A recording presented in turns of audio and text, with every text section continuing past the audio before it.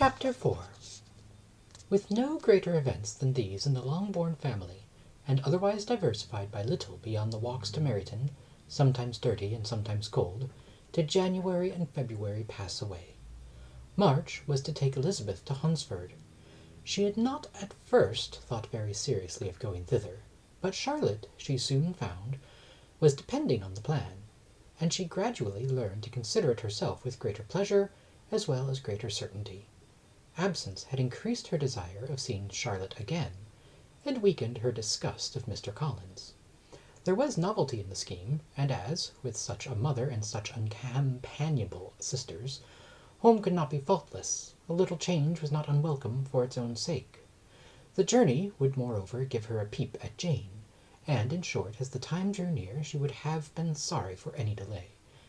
Everything, however, went on smoothly, and was finally settled according to Charlotte's first sketch. She was to accompany Sir William and his second daughter. The improvement of spending a night in London was added in time, and the plan became perfect as plan could be. The only pain was in leaving her father, who would certainly miss her, and who, when it came to the point, so little liked her going that he told her to write to him, and almost promised to answer her letter.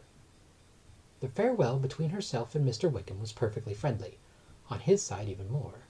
His present pursuit could not make him forget that Elizabeth had been the first to excite and to deserve his attention, the first to listen and to pity, the first to be admired, and in his manner of bidding her adieu, wishing her every enjoyment, reminding her of what she was to expect in Lady Catherine de Bourgh, and trusting their opinion of her, their opinion of everybody, would always coincide, there was a solicitude, an interest, which she felt must ever attach her to him with the most sincere regard, and she parted from him convinced that, whether married or single, he must always be her model of the amiable and pleasing.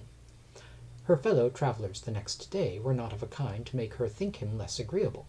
Sir William Lucas and his daughter Maria, a good-humoured girl, but as empty-headed as himself, had nothing to say that could be worth hearing, and were listened to with about as much delight as the rattle of the chaise. Elizabeth loved absurdities, but she had known Sir William's too long. He could tell her nothing new of the wonders of his presentation in knighthood, and his civilities were worn out like his information. It was a journey of only 24 miles, and they began it so early as to be in Gracechurch by noon. As they drove to Mr. Gardiner's door, Jane was at a drawing-room window, watching their arrival.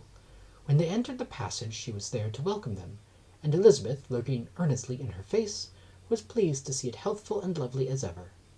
On the stairs were a troop of little boys and girls, whose eagerness for their cousin's appearance would not allow them to wait in the drawing-room, and whose shyness, as they had not seen her for a 12-month, prevented their coming lower. All was joy and kindness. The day passed most pleasantly away, the morning in bustle and shopping, and the evening at one of the theatres. Elizabeth then contrived to sit by her aunt. Their first subject was her sister, and she was more grieved than astonished to hear, in reply to her minute inquiries, that though Jane always struggled to support her spirits, there were periods of dejection. It was reasonable, however, to hope that they would not continue long. Mrs. Gardiner gave her the particulars also of Miss Bingley's visit in Gracechurch Street, and repeated conversations occurring at different times between Jane and herself, which proved that the former had, from her heart, given up the acquaintance. Mrs. Gardiner then rallied her niece on Wickham's desertion, and complimented her on bearing it so well. "But, my dear Elizabeth," she added, "what sort of girl is Miss King? I should be sorry to think our friend mercenary. Pray, dear aunt, what is the difference in matrimonial affairs between the mercenary and the prudent motive? Where does discretion end and avarice begin? Last Christmas you were afraid of his marrying me, because it would be imprudent, and now, because he is trying to get a girl with only 10,000 pounds, you want to find out that he is mercenary. If you will only tell me what sort of girl Miss King is, I shall know what to think. She is a very good kind of girl, I believe. I know no harm of her.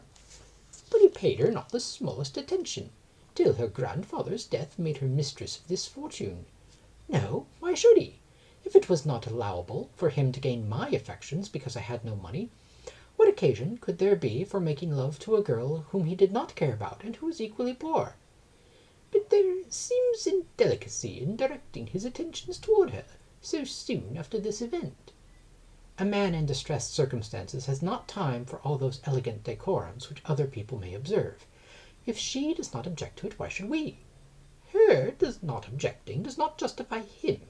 It only shows her being deficient in something herself, sense or feeling.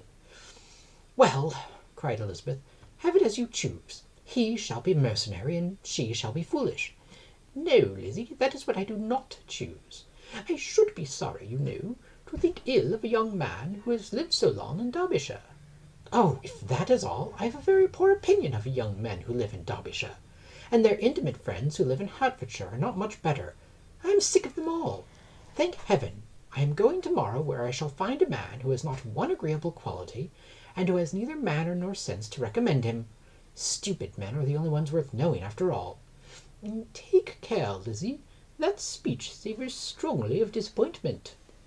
Before they were separated by the conclusion of the play, she had the unexpected happiness of an invitation to accompany her uncle and aunt in a tour of pleasure which they proposed taking in the summer. "We have not quite determined how far it shall carry us," said Mrs. Gardiner, "but perhaps to the lakes." No scheme could have been more agreeable to Elizabeth, and her acceptance of the invitation was most ready and grateful. "My dear, dear aunt," she rapturously cried, "what delight! What felicity! You give me fresh life and vigour. Adieu to disappointment and spleen. What are men to rocks and mountains? Oh, what hours of transport we shall spend!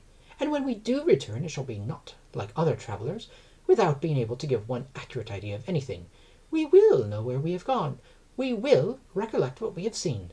Lakes, mountains, and rivers shall not be jumbled together in our imaginations, nor, when we attempt to describe any particular scene, will we be quarrelling about its relative situations.